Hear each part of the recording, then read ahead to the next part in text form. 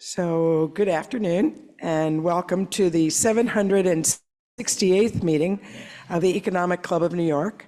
I'm Barbara Van Allen, President and CEO of the club, and I'm honored to be here with all of you today. Recognized as the premier nonpartisan forum in the nation, the Economic Club of New York stands as the leading platform for discussions on economic, social, and political issues. For more than a century, the club has hosted over 1,000 prominent guest speakers, contributing to our reputation for excellence.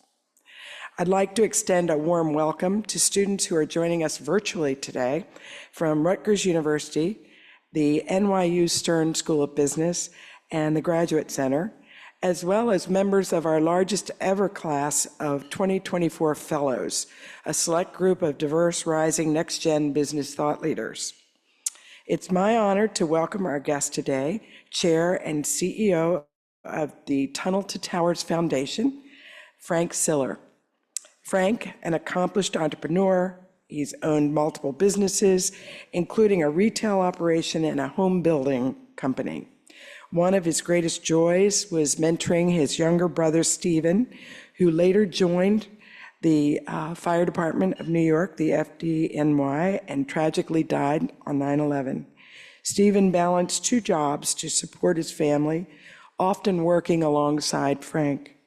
Inspired by this, as well as the bravery of Sergeant Brendan Morocco, the first surviving quadruple amputee, Frank used his home building expertise to offer him a mortgage-free home.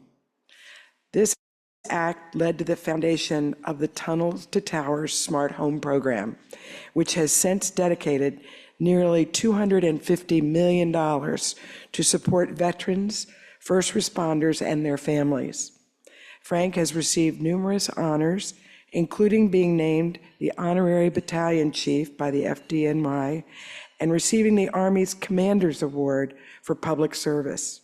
His contributions have also been recognized by the NYPD and during a presidential ceremony at the White House for his efforts during the COVID-19 crisis. The format today will be a conversation, and we are honored to have a club member and retired CEO of the National Philanthropic Trust during the conversation, Ellen Heisman, as our moderator.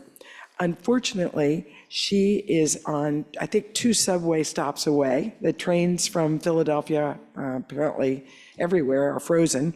So she has been doing everything she can short of getting on a horse to get here. So I'm going to open the conversation, and as soon as she arrives, she's going to pick it up from there. As a reminder, the conversation is on the record, so we do have media actually online following the conversation, and time permitting, we'd love to take some audience questions from the room. So if you have any, please prepare those, and we'll be passing mics toward the end. So without further ado, please join me in welcoming Frank to the stage.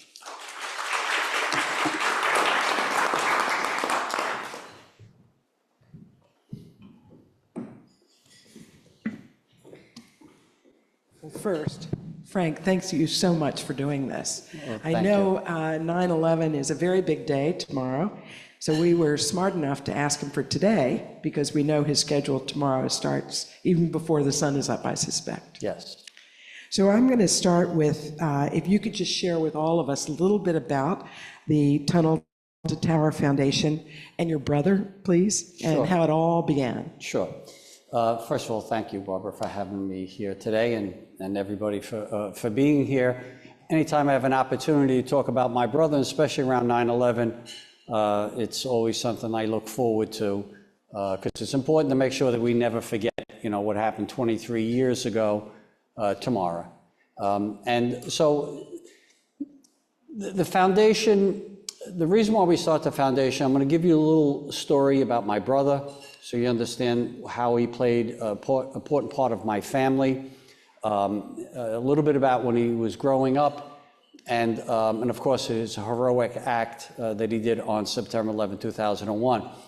So my brother Stephen was the youngest of 7 of us. From a nice Irish Catholic family. got a little Italian in me too, Swedish and German. So, I got you all covered. But when my brother Stephen was born, my father was 49 years old, my mother was 44 years old. So he was our little gift from God. I was closest in age to Stephen. I was 14 years older than him, and my oldest brother was 24 years older than him. So, and there was, many siblings in between. So he really was our little miracle, and became a very core of our family. So when Stephen was 8.5, our mom passed away. My father passed away. He had an aneurysm, and he had type 1 diabetes. He went in for a special type of operation, had an aneurysm, and suddenly passed. And Stephen was obviously broken up, right? He's 8.5-year-old boy, lose your father is traumatic, to say the least. But what he didn't know is that a year and a half later, our mom would die of cancer. And at 10 years old, Stephen was orphaned. Just think about it, 10-year-old boy, orphaned. Now, tragic for sure, but he was blessed that he had much older siblings. So God knew what he was doing right from the beginning. And we all played a major part in his upbringing, but he ended up living out with my oldest brother, Russ, who had no children, and in Rockville Center in Long Island. And he went to St. Agnes High School. My brother taught at St. Agnes High School. My brother was a teacher, professor later on, and did a beautiful job raising him, but we all played a major part on that. So Stephen grows up, goes through a very turbulent time as an adolescent, as a teenager, like a lot of people do without having lost both parents, but he does on steroids, all right? So, but he lands on his feet, stops all his nonsense at an early age, comes back to, he lived in Long Island, comes back to Staten Island and lives with me when he's 18 years old. And he gets reacquainted with the little girl he used to walk to school with as a 10-year-old, as a 9-year-old, as an 8-year-old, and who lived right around the block from us, gets reacquainted, and they get married. And they have 5 kids. And Stephen worked with me in business. The business, I used to be in the fur business. I was a furrier. And I was I built houses. I was in construction. And he worked with me because he became a firefighter. But firefighters need 2 jobs to support their family, especially when you got 5 kids. And Stephen was, it was called what's called a buff. He always had his radio with him, went to different fires, whether he was working or not, always loved being a firefighter. So, Stephen has everything he ever wanted. He's got the love of his family, he's married, he's got 5 kids, he has a job he always wanted to be. He always talked about being a firefighter. I have uncles that were firefighters, police officers. This is what he wanted to be. And he's on top of the world. He's the happiest he's ever been. Who wouldn't be? He's got 5 beautiful kids and a beautiful wife. September 11, 2001. Stephen's just finished his night tour in Squad 1 in Brooklyn, which is in Park Slope, which is not far away from the Brooklyn Battery Tunnel. Stephen's on his way home. He already left the firehouse. He's on his way home. It was the day that my brother Russ, my brother George, Stephen, and myself were going to play golf. We didn't get an opportunity to do that too often, to play golf. So it was a day we were so looking forward to say the least. The 4 brothers getting on the golf course together. He hears on his radio on his way home that the towers were hit. So what does he do? He turns his truck around, drives back to the firehouse. The firehouse is closed for security reasons. Excuse me. He gets his gear. He drives to the Brooklyn Battery Tunnel, which is closed for security reasons. They don't want anyone going in towards Manhattan anymore. They're blocking it off. Let no cars in whatsoever. What does Stephen do? He straps 60 pounds of gear on his back and runs through the Brooklyn Battery Tunnel. Now, I think most of you have driven through that tunnel before. You realize if for about 7/10 of a mile, it goes downhill a little bit, and then the last mile, it goes uphill. It's subtle, but but it's a lot. So it's 1.7 miles along just in that tunnel. He runs with 60 pounds of gear on his back, goes up West Street, is last seen alive on Liberty and West Street. And he goes into what I believe was the South Tower because other members from Squad 1 were found there, were recovered there. Stephen was never recovered. His body was never recovered. But I believe he would want to fight this fire, this battle, with the people you train with every day. And I'm sure he found out the Squad 1 members were in the South Tower, and I'm sure that's where he went. And it was the closest tower from coming out of the tunnel. So I'm sure he goes up those stairs, and going up those stairs, you know, saving people's lives, he makes the ultimate sacrifice while saving others, he gives up his own life. Now I'm home on 9/11, and I'm going to tell you that I'm home with my, first of all, my brothers had come over to play golf. My brother Russ went back over to my sister-in-law Sally's house once we saw that the towers was hit.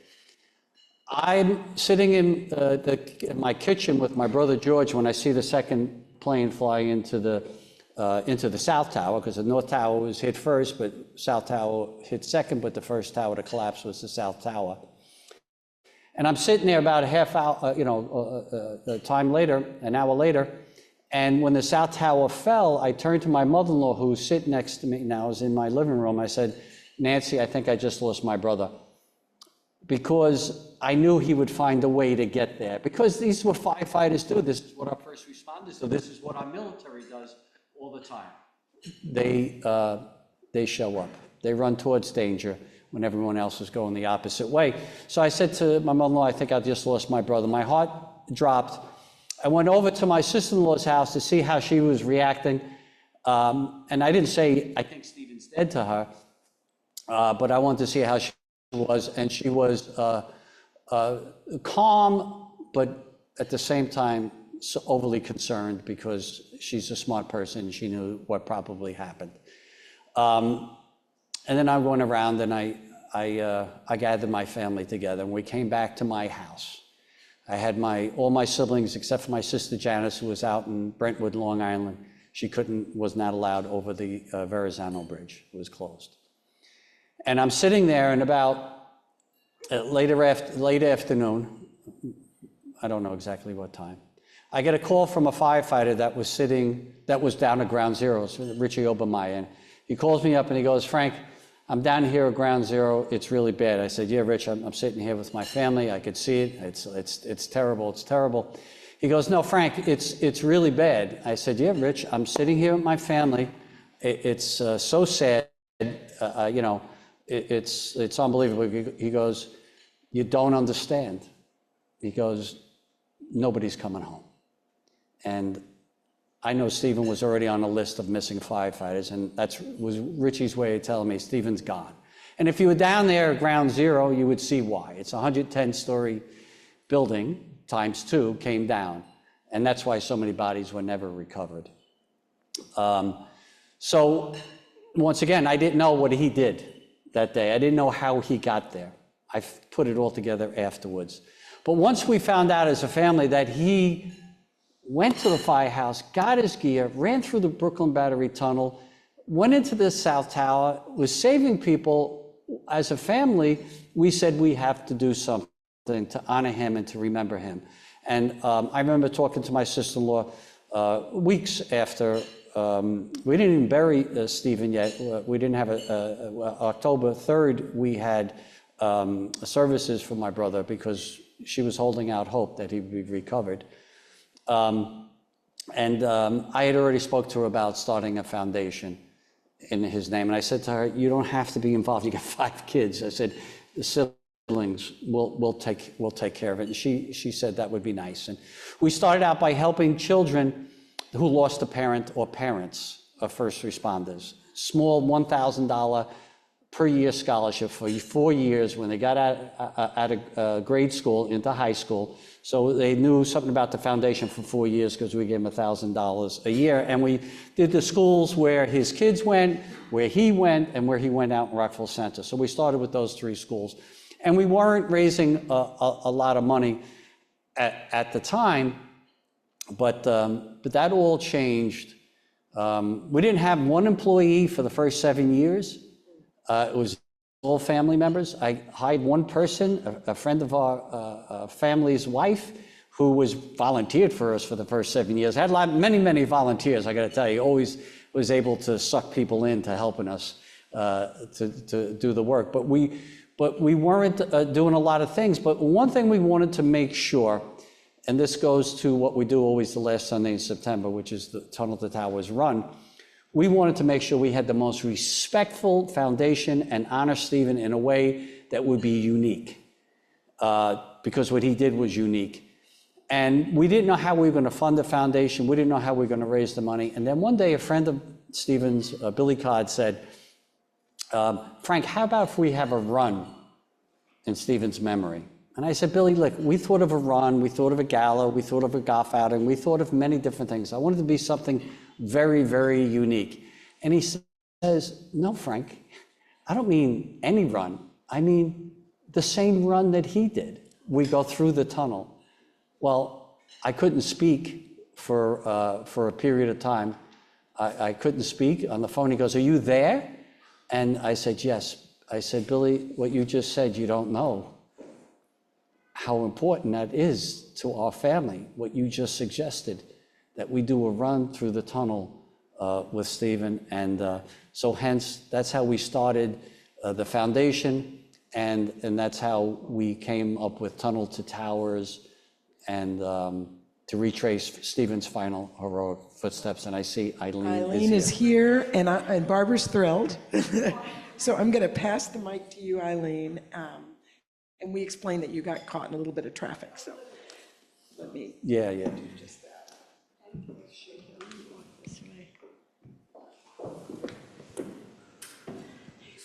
Hi, Eileen. How are you? Get yourself together. I'm pretty good. Can turn on a dime. I just want to say I was on a train that was supposed to get here at 10 o'clock at Penn Station, and at Newark, all the trains went down. So planes, trains, and automobiles. I didn't take the plane, but almost everything else. So I answered the first question. Oh, that's good. You don't want to listen to that again, right? But know by telling you the background of my brother, how important he was, a little miracle to our family, and then he lost both his parents at such an early age that when he perished on 9/11, like all the siblings, we just couldn't believe that his kids would have to go through life without their father, without him being there. And I couldn't believe this happened to him. Like we all wished it was us and not him that would have to go through this, his family. I've worked with a lot of families and individuals who have lost family members prematurely or at a time in their life they didn't expect it. And they decide to do all different things with the legacy of that family member. And you made the choice, and I assume with your siblings, to go this path. And I was wondering, how did you get there? I mean, what was did you investigate a lot of options? How did you pursue this? Well, so we're from a very religious and spiritual family. My parents were part of the Third Order of the St. Francis, the Franciscans. And we were taught very early on about service, about doing for the poor and doing for others, very early on. My father would go to the hospital, visit the sick, and he was sick himself all the time with his diabetes. So we were taught very early. And we're also taught never to complain. We were not allowed to complain. I don't care how hurt you were as a kid, you're never allowed to complain. And we were taught to accept everything, whatever your fate is, whatever comes your way, you would just have to accept it and offer it up to God, whatever it may be. So when this happened to Stephen, we had the foundation, the background of accepting his death, especially he was a hero and what he did. So although you never recover, I mean, I'm sure everybody here has had a loss in their life, some tragic, some maybe because it's your parents or whatever, more expected. whatever it is, you don't fully get over anything. You learn to live with it. And that's what we were taught, to learn to live with whatever loss, whatever heartache you have, but also at the same time to do something positive with it. To take that person's spirit and do something positive with it. And that's what we decided to do as a foundation. That's what we decided to do as a family. We made a conscious decision that we weren't gonna, I don't want to make it like it would be if somebody stays sad for a long period of time. There's something wrong with that. I'm not judging anybody on how they get through their particular sadness or loss. But we made a conscious decision not to wallow in self-pity and say, oh my God, can't believe this happened to us. You know, what are we going to do the rest of our lives? No, it was quite the opposite. We wanted to make sure that we did something special in honor of Stephen because of what he did. He inspired his older siblings to do better in life. So did you sit as a family and say, let's start a foundation, let's help other families, like you must have, did you do research with other organizations, entities, or you just went with your gut? No, we're not that smart. So we are just hardworking blue collar family. So we didn't want anything, I'd mentioned before, we didn't have great expectations for the foundation. We just wanted to honor Stephen's sacrifice and to never forget. But we were smart enough to know, I wouldn't say smart enough, we realized the importance that even the very first year that we had the Tunnel to Towers run, that we honored every first responder, not just Stephen. We honored them all. We had American flag for all 343 firefighters that were killed on 9/11. You ran through the Brooklyn Battery Tunnel. The first year was on September 29th. I didn't want to do it right around 9/11, right, because everyone has their private day. But we decided to do it always the last Sunday in September. It was September 29th, which will be this year. We had 343 flags in the tunnel to honor all the firefighters that died. And then we had the flags for the police officers. So there was 37 Port Authority police officers, 23 NYPD officers, and 3 court officers that died that day.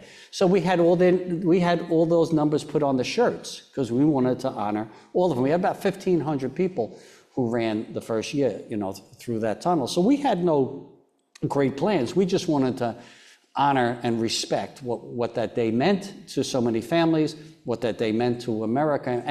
But I personally made a conscious decision. I want this to be the 9/11 event that people turn towards to help their own healing. And it did. It has become that because in our run, we have 1,000 teams.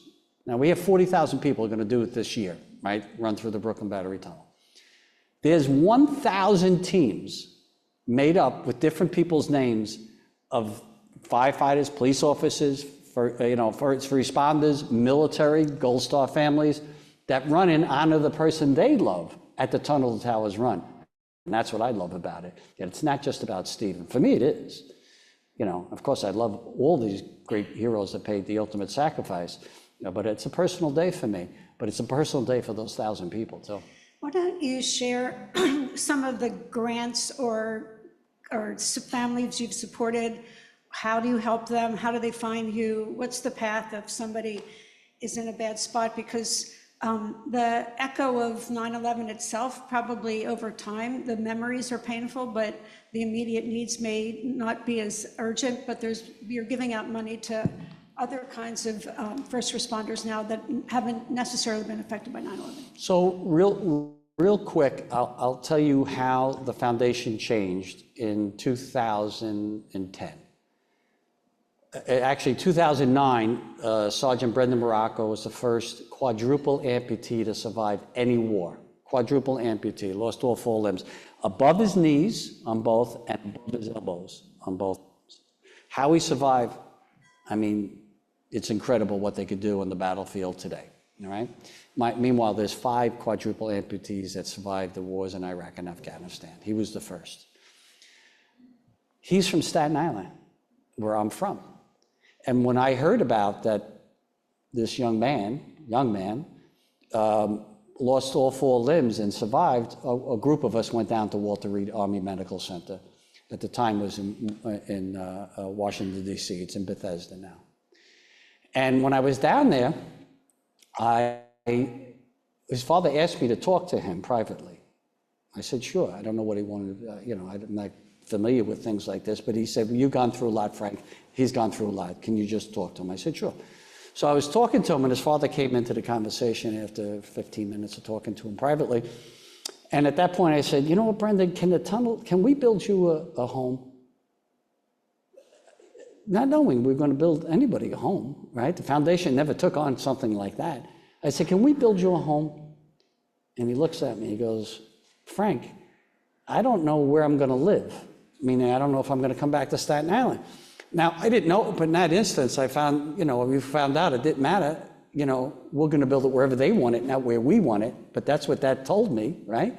And I said to him, Brendan, I'll build you a home wherever you want. And is that like a divine moment? It was a divine moment. We've had a lot of divine moments, and I will tell you a few of them because, like I said, I'm not that smart to do with the things we're doing. And he goes, anywhere? I said, anywhere. He goes, anywhere? I threw my hands. I said, Brendan, anywhere. He's kidding. He's a wise guy. And he said, even Hawaii? And I said, yeah, even Hawaii, if you want to go to Hawaii. But he moved back to Staten Island. And while we were building his home, now I knew how to build. I said before, part of my background, I was a builder. But I never built a smart home. For somebody who's missing 4 limbs. Excuse me.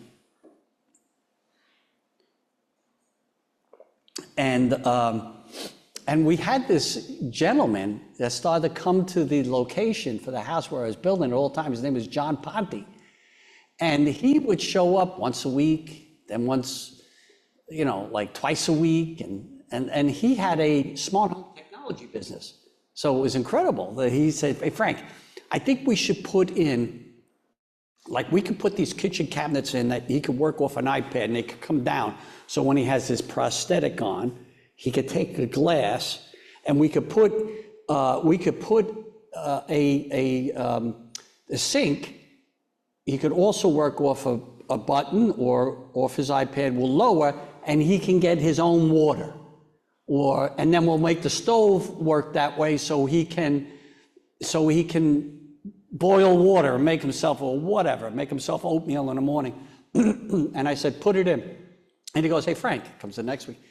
And all the windows, all the shades, we could do it off the iPad. The shades, we could do the lights, we could do the air conditioning, we could do the heat. Did he donate all of that? Yeah, no, he didn't donate it all. He donated his service, installing it. But we bought some of the goods. But the point is, that after he came like 3 weeks in a row, I said, by the way, John, you're now the project manager of this project. And he did. And he works for the foundation ever since. He sold his business and worked for me. I'm embarrassed to say what I paid him because I don't know how he lived, and he has 3 kids. I don't know how he lived.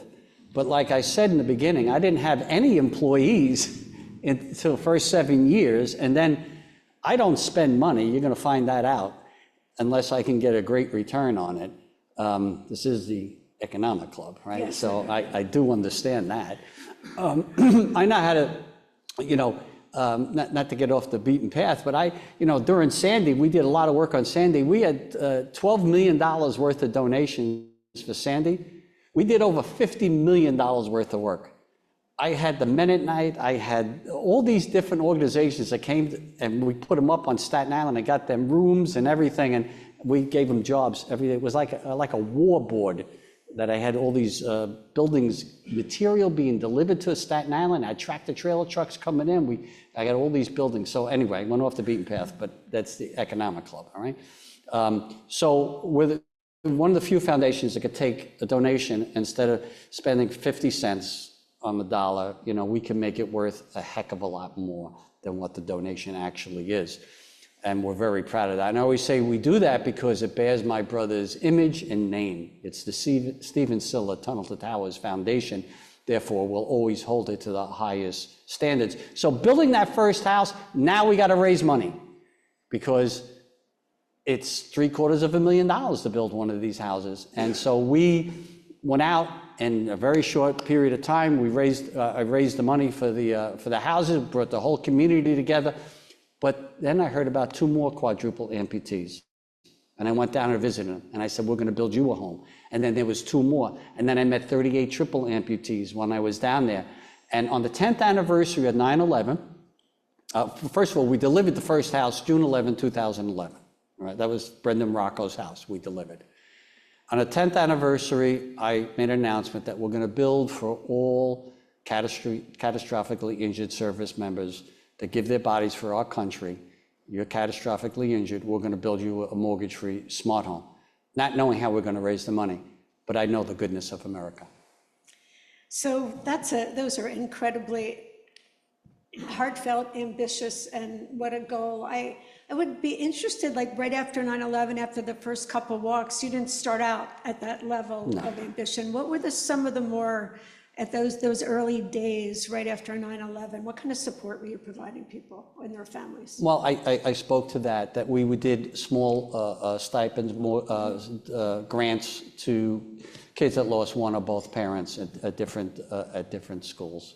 You know, I said before, we didn't have any lofty goals, but it changed because God put us on a certain path.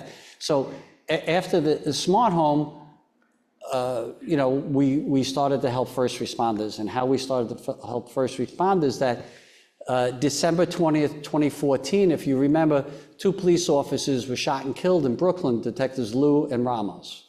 And they were just shot and killed because they were police officers. Someone came up from Baltimore, thought it'd be all right to shoot a cop because, you know, they were saying cops were terrible people. So they thought they were doing something good by killing these 2 police officers. Well, I found out that they were worried, the families were worried about their mortgages, how they're going to be able to stay in their houses. And so that's December 20th. On Christmas Eve, I visited both families, and I told them, after speaking to my siblings, sometimes I ask them for permission, sometimes I don't. Are they on the board? Of course. We have an executive board. It's just my siblings, a former fire commissioner, Salvatore Cassano, and a retired battalion chief. And then I have a very big board that does all the work, but they don't have the voting rights. All right. So on Christmas Eve, I went to their houses and I told them we're going to pay off their mortgages and that they're going to be able to stay in their house. So when you made that commitment, did you have the money or No. No. So you're... No, I told them I was going to, I was up front with them. I didn't say, hey, here's a check, you know. But I went on TV. We did a press conference and I went on TV, and Fox has been a great supporter of Tunnel to Towers, and I actually went on then, and they helped me take on a campaign. And in 10 days, we not only raised enough money to pay both their mortgages off, and you know what mortgages are here in New York, right? So I was able to renovate their homes. Besides, we raised enough money. But then there was 5 police officers that were shot in Dallas, Texas, right afterwards, if you remember. And we went down there, and you know who came with me? Both widows. Detective Liu and Ramos came with me to go lay a wreath down there, and we told them, we gave them $100,000 each, because I wasn't equipped yet. But it was soon thereafter I made an announcement that every first responder in America, everyone, that when you go out, you go serve your community. I don't care, a police officer, firefighter, border patrol, FBI, CIA, you name it. You're a protector, you're a first responder. You give your kids a kiss goodbye, and you give your life up in the line of duty, and you don't come home, we're going to take care of your family. And we do that now. Every single one in America, every year. So when you see on TV, a cop gets shot, it doesn't matter what city, wherever it may be, a firefighter gives his life saving somebody and leaves behind a family, we pay off their mortgages. Every single one of them, over $200 a year. Wow. I'm the mother of a police officer, so every time I say goodbye to her, I say, be safe today, because you don't know. You don't know. You know, you're 23 years tomorrow, and you're doing all this work to continue it. You know, your kids, you know, your nieces and nephews, what's the succession plan? Because you're really a power behind this, and yeah, I imagine that you want it to stay on for as long as there's energy and people and commitment. What's your thinking about that? Well, right now I got a trainer every day. I'll make sure I'm around for a long time.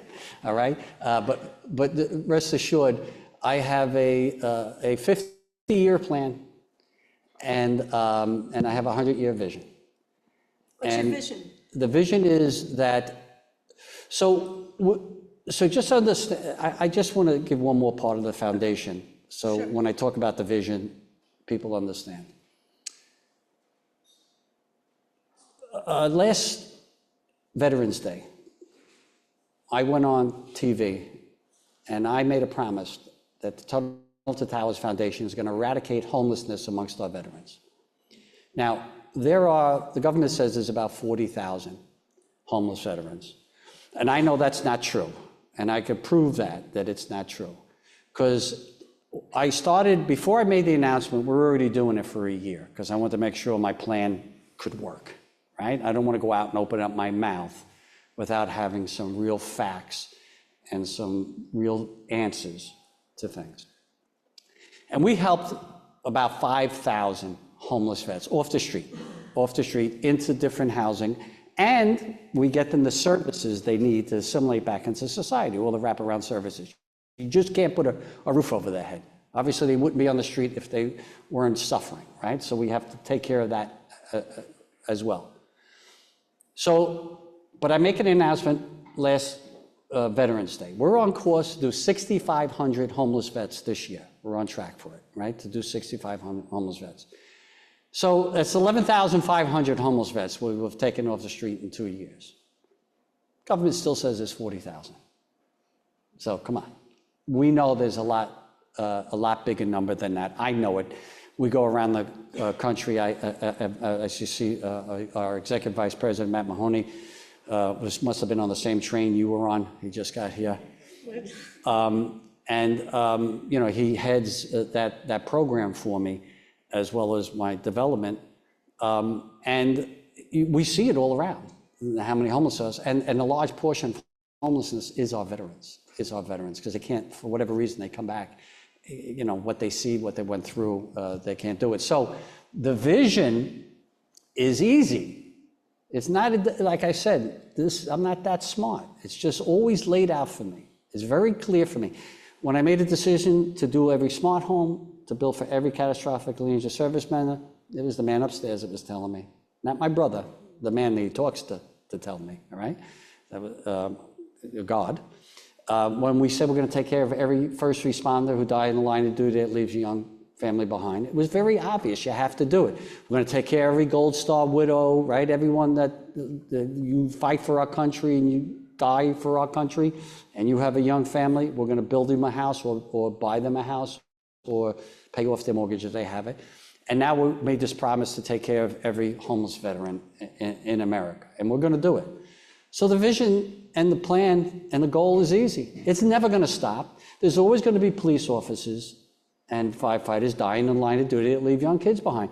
There's always going to be Gold Star families that lose their loved one protecting our country, and there's always going to be homeless vets. I could do 40,000 in the next 2 years, 3 years, which we're not at that pace. I want you to know that. But we could, but there'd still be some coming on the street at the same time. And we have a very a smart program, what we do, because we try to head it off at the pass. If somebody's living out of that car for 3 months, that's not considered a homeless vet. At that point, we get them off out of their car in an apartment so they don't become a chronic homeless person on the street. So we tack it on this side, and we tack it on the ones that have been on the street for a long period of time. So it's easy. All these things are going to have to be here forever, so the foundation is going to have to be here forever. Now you're going to ask me how we're going to fund it. Well, there's that, and there's also the family, or, you know, is family going to stay involved? Do you Yes. think the leadership is Yes. going to change? Well, the leadership will change at one Are you point. training the next Frank? So yeah, we have a lot of Franks in training. Our family is 65 people. Wow, Yep. so- Between siblings, our wives, and our grandkids and stuff, there's 65 of us. We have very talented people. My kids are older, right? So, and now they have kids. So, you know, my kids, my grandkids. You know, I get a sophomore in high school. My granddaughter is a sophomore in high school. So, you know, I'm blessed. We have generations. They all come to the run. They are all involved some way or another. Stephen's kids have all been involved All 5 of them have been involved with the foundation in some form or another over the years, but yet one's going to graduate as a veterinarian. Another one is a first responder. Another one's a nurse. One is another one is becoming a lawyer, and the other one is joining the police department shortly. So we're going to have 2 first responders. So here's the thing. Here's the thing. By the way, the one that's a lawyer, I told him he's becoming a lawyer to keep his younger brother out of jail, because the younger one is named Stephen. And he's very similar to what my brother was like as a teenager. I could tell you, and now young Stephen, like his father, landed on his feet.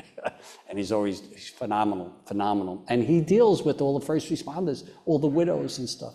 He talks to them, he goes with them. It's incredible to watch the way he understands it. He understands, he talks to the kids, that lost their dad or their mom. It's incredible to watch. All our kids are very involved, so we're blessed. We have a good plan. Oh, by the way, my kids don't know the plan. Oh, they don't? No, and my grandkids don't know the plan, and nor do my nephews and nieces. But I have a plan. Trust me. You should probably think about sharing it sometime. No, it's written down. Oh, it is. Do we have time for questions? Yes, I think it'd be great to. Okay, great.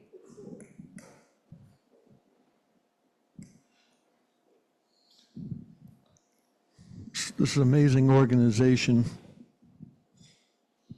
Looking at what you've said, I'm just curious. How are you incorporating youth into your organization? And the second question is, do the people that come in there, obviously they're volunteering, do they have the opportunity to learn a craft and move on to better themselves? Okay. So as part one of your question is how we get youth involved. First of all, we have hundreds of schools that volunteer for us every year at the run. We have all the names of every fallen service member who died in the global war on terror. So over 7,000.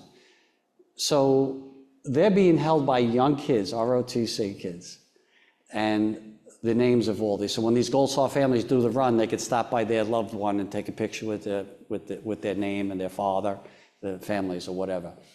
I have a mobile exhibit, a 9/11 mobile exhibit that goes across the country.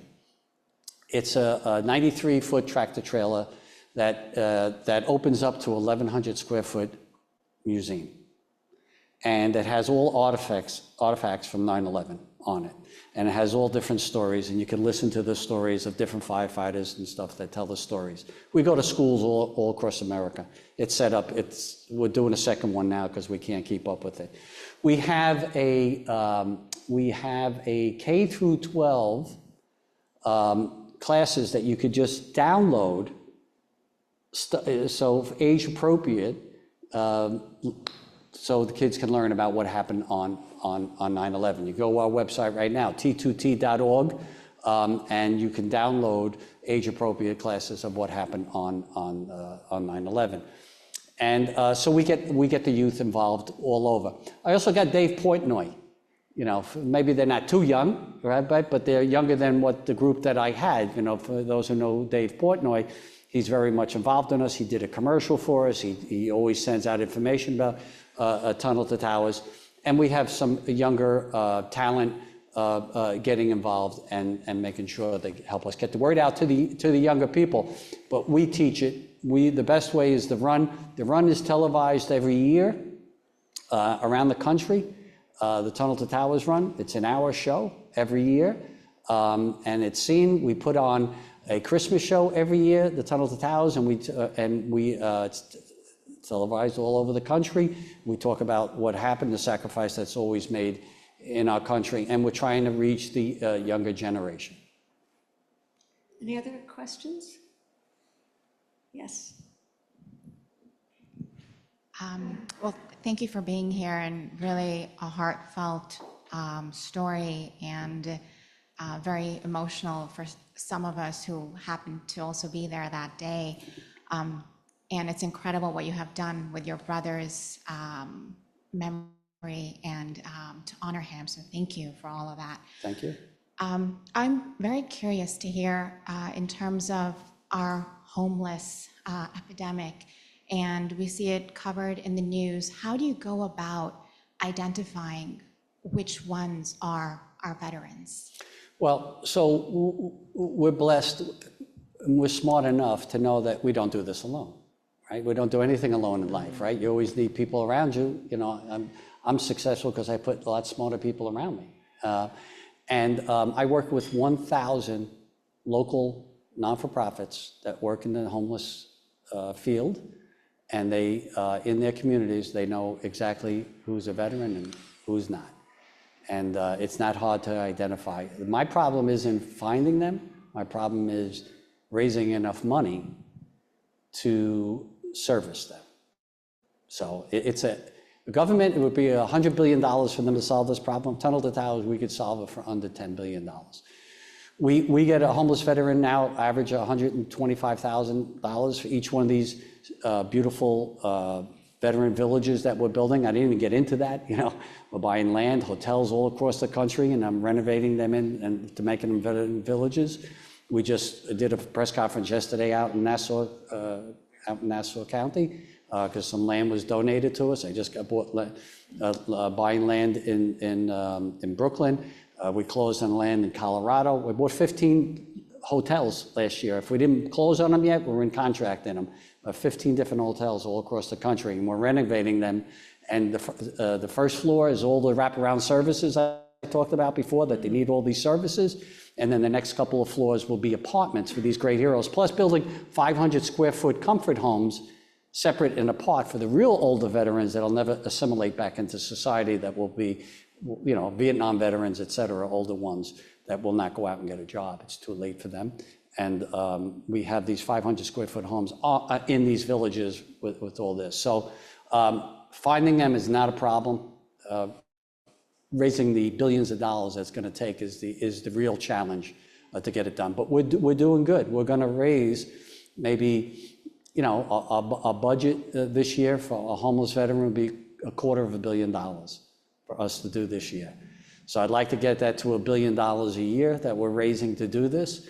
And once again, I know he puts us on a path, and I'm not worried about it, because we are going to eradicate homelessness amongst our veterans.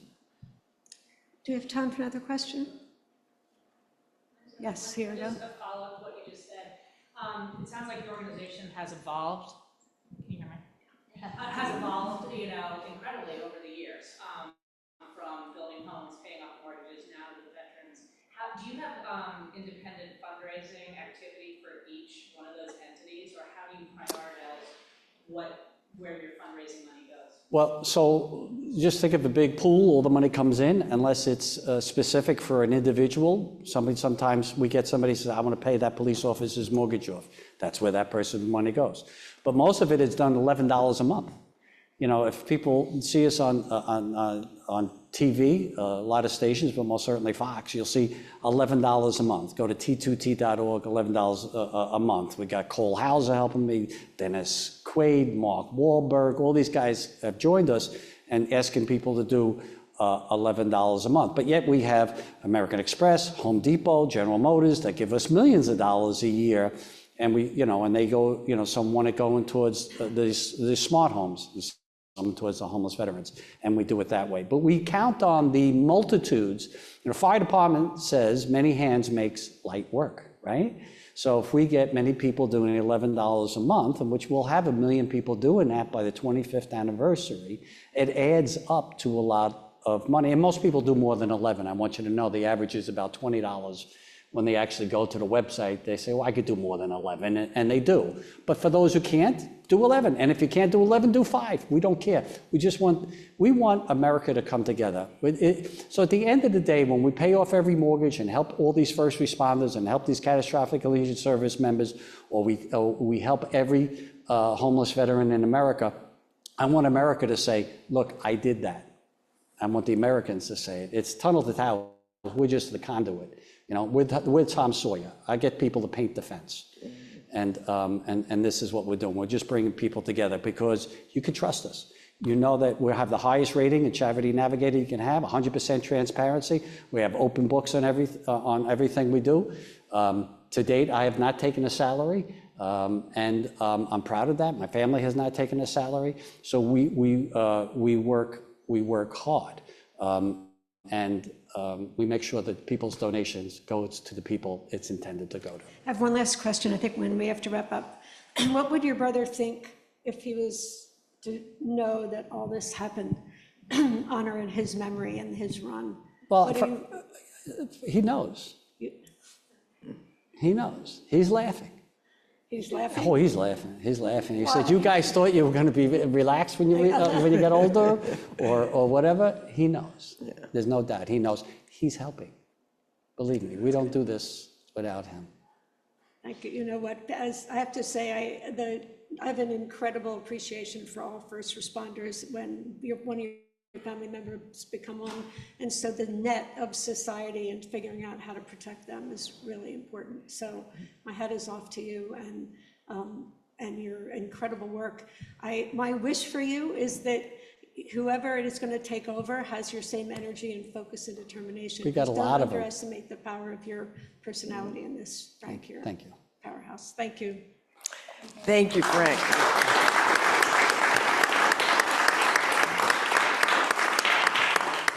So that was amazing. I'm so glad we did this today. And thank you, Frank, and thank you, Eileen. We want to go ahead and just mention we have a really great lineup for the rest of the fall. If you turn your program over, you can see it.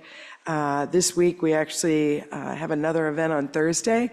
Wilbur Ross, the former Secretary of Commerce, will be interviewed by John Paulson as part of our author series.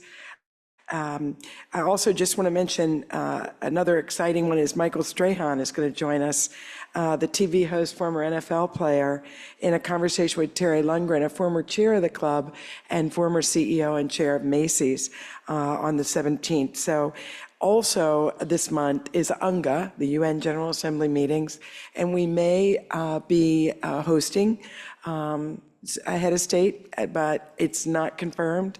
But I just want you to keep your eye on our website so that you're up to date if in fact that comes to pass.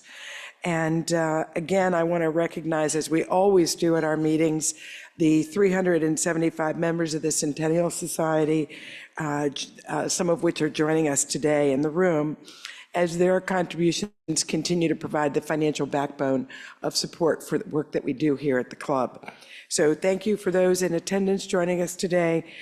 We look forward to seeing you again soon. Those virtually, thank you, and we look forward to seeing you again soon. And for those of us here now, we're going to enjoy our lunch. Thank you.